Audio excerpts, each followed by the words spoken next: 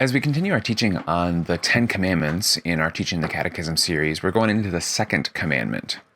Now remember, we said this before, that some other church traditions will number the commandments differently, and so their second commandment will be, you shall make no graven image, which we as the Lutherans would say fits into our first commandment, which is you shall have no other gods.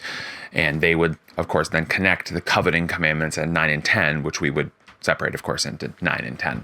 Neither is necessarily right, but there are different emphases you're going to get out of different numberings of the commandments. If you want to find the reason for why the commandments are numbered the way that they are, I've linked that in other videos, but if you want to know, just put a comment in this video and I'll let you know.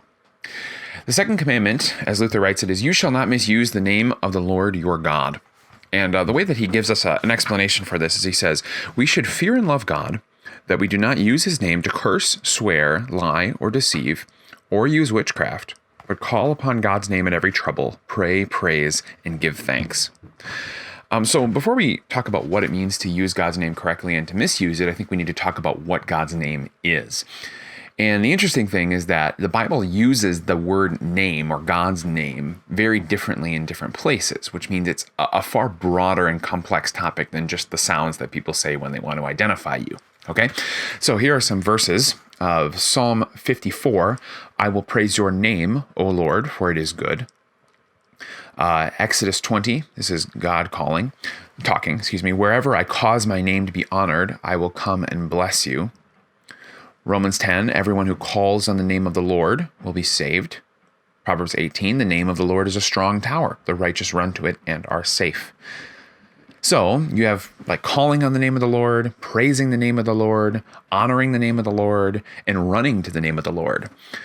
And what this should teach us is that the name, like I said, is not simply a set of sounds that you use to identify him, or sometimes people will even talk about like God's titles. I know in our church, they're not our banners, they're the banners of the church that we rent from, but they have these big, long banners of all the names of God. And that's part of who God is, his name, but it's not all of God's name. God's name is not necessarily my name, like my name, Caleb, although he does have a proper name. We know it as Yahweh is how most people say it.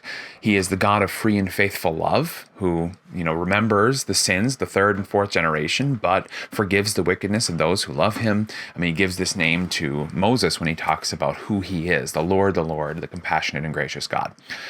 So what we have to understand when we hear God's name is not just what he calls himself, but his reputation, everything that's true about him. Maybe a way to illustrate this would be like if I said somebody like Abraham Lincoln. Immediately you get a whole picture in your mind of who that person is, maybe some of the things he did, right? You're thinking tall hat, you're thinking, beard, you're thinking Emancipation Proclamation, you're thinking Civil War, slavery, the whole thing, right? Because in that name, you hear all of his reputation. Even though I didn't say all those things, I just said his name, you get all those things. And so when God talks about his name, I think we should maybe more insert reputation into that idea than just name as in the sense of God or Jesus, right? Even though those names have some meaning behind them too that help us understand who God is. And so very properly, what we have to understand is that the second commandment is the commandment about having right doctrine. It's about understanding God for who he is, who he reveals himself to be, and then not misusing that. Not saying, well, God said this when God didn't actually say that, or God told me to do this when God didn't actually tell you to do that.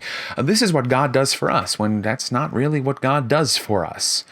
Misusing his name is simply to say, that's my God, when it's, a different person. Think of this, if you were married to one of a set of twins, and the other twins switched places with their sister or brother. That would bother you because even though they look similar, maybe they have similar upbringings, maybe they even have similar names. Some parents are weird that way, and they give their twins similar names to make it really impossible for everybody else. Not that I'm bitter or anything, but they're not the same person, right? Like it's different. And so if I say my God does this, but the Bible doesn't reveal that my God does that, that's a different God. And that would be misusing God's name, misusing God's reputation. So hold on to what is true, the doctrine that God gives us in the scriptures. That's the essence of the second commandment. Now that's going to play itself out in a whole bunch of different ways, which we'll explore next time. But that's all for now. Hopefully this was helpful for you. I look forward to studying the Catechism with you next time.